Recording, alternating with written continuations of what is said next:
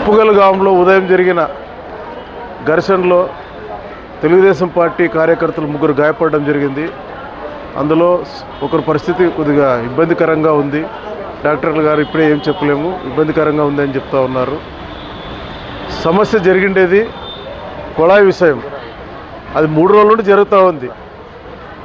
పెద్ద ఆయన మీనాక్షి అన్న గారు ఎస్ఐ గారికి ఫోన్ చేసి కానీ చెప్పారట, అమ్మా ఇట్లా సమస్య ఉంది ఆ ఊర్లోనే, మీరు పాల్గొని అది పరిష్కరించండి అని చెప్పారట. పెద్ద ఆయన కానీ చెప్పారట. నాయకులు చెప్తూ ఉన్నారు, నేను 2 రోజుల నుంచి ఊర్లో పెన్నెండ్లు తిరుగుతూ ఉన్నాను, పెద్ద ఆయనతో పోయారు చెప్పారట ఆయన.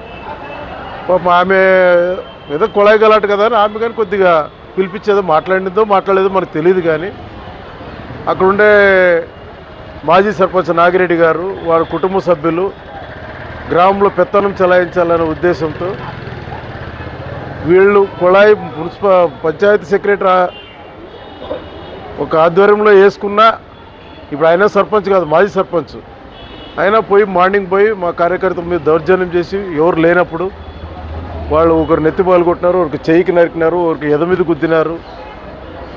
ముగ్గురులో ఒకరి పరిస్థితి చాలా ఇబ్బందికరంగా ఉంది. మీరు కానీ మీడియా సోదరులు కానీ చూశారు, ఇబ్బందికరంగా ఉంది. ఫస్ట్ వాళ్ళు బాగా కావాలని చెప్పి మా కోరిక, ఫస్ట్ మా కార్యకర్తలు బాగుండాలి, తర్వాత ఫర్దర్ ఏం జరుగుతుందనే తర్వాత ఆలోచిద్దాం.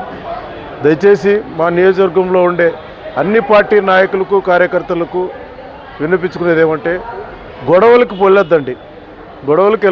ఏదున్నా పరిష్కరించుకోండి. గ్రామాల్లో గొడవలు చేసుకొని హాస్పిటల్ పాలే, ఆరోగ్యాలు దెబ్బతిని పోలీస్ స్టేషన్లు కోర్టు చుట్టూ తిరుగుకున్నట్ల గొడవలు పాల్గొకున్నట్ల నాయకులు కానీ వాళ్ళు ఎంకరేజ్ చేయొద్దని అన్ని పార్టీ నాయకులకు, మా పార్టీతో సహా అన్ని పార్టీ నాయకులకి ఈరోజు ఆ పిల్లోడు యువకుడు శేఖర్ అని పరిస్థితి విషమంగా ఉంది. ఏదైనా జరిగితే వాళ్ళ కుటుంబాన్ని మనం ఏ నాయకుడు చదువుకుంటాడు? ఏదో ఇప్పుడు వచ్చినాం, పరామర్శించినాం, ఏదో రేపొద్దు మంచి చెడ్డ ఏదో చూస్తాం, వెళ్ళిపోతాం. తర్వాత వాళ్ళ ఫ్యామిలీ వాళ్ళ ఎన్ని ఇబ్బందులు పడతాయి? ఆ ఆలోచనతో చెప్తున్నా ప్రతి ఒక్క కార్యకర్తకి, ప్రతి ఒక్క పార్టీ కార్యకర్తకి, నాయకులకి ఈ విషయంలో ఈ అంశాన్ని దృష్టిలో పెట్టుకోన్నా, చిన్న కూడా కొళాయి విషయంలో ఇంత రాద్ధాంతం చేసుకుంటే ఎట్లా?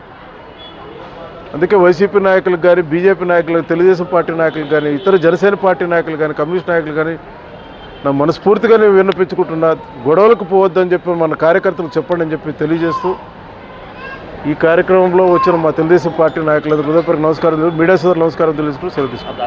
40,000 ఇంజక్షన్ ఇప్పుడు వేస్తూ ఉన్నారు.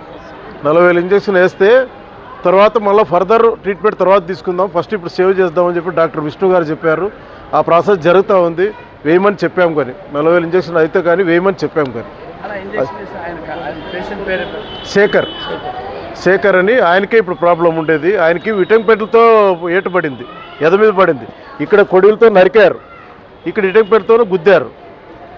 అటు 2-3 కానీ గుద్దారు. వాళ్ళకి ఏదో ఇక్కడికి అక్కడ గుద్దినారు కాబట్టి మేజర్గా ఇక్కడ గుండెకి సంబంధించిన కాడ గుద్దారు కాబట్టి ఆ పిల్లోనికి ఇక్కడికి వచ్చిన తర్వాత ఇప్పుడు డాక్టర్ గారు మన ఎదురుగా ఈసీ తీశారు. మీరు కానీ మీడియా సోదరులు ఈసీ తీసేందుకు నన్ను పిలిచి మాట్లాడారు, సార్ ఇది చాలా సీరియస్ ఉంది అని అంటే ఫస్ట్ ఇంజక్షన్ వేయండి అని చెప్పేసి ఆ ప్రాసెస్ చేస్తూ ఉన్నారు. ఆయన ఏమంటే కార్డియాలజిస్ట్ ఒకటి ఆయన ఇన్ఫర్మేషన్ తీసుకొని ఆ డాక్టర్తో సంప్రదించి నేను చేస్తాను సార్ అని చెప్పారన్నారు. మోస్ట్లీ సక్సెస్గా అవుతుందని మనం ఆశిద్దాం. Thank you.